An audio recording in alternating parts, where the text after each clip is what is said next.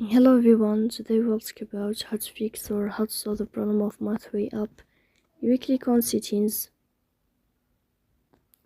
In this page you will go to apps, default apps, app settings.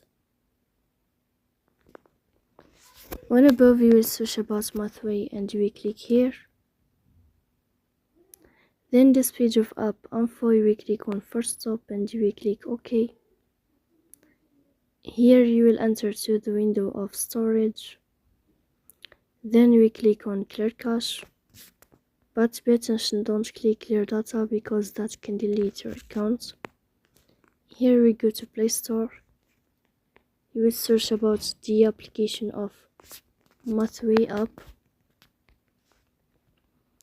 And then you can update your app if you find updates.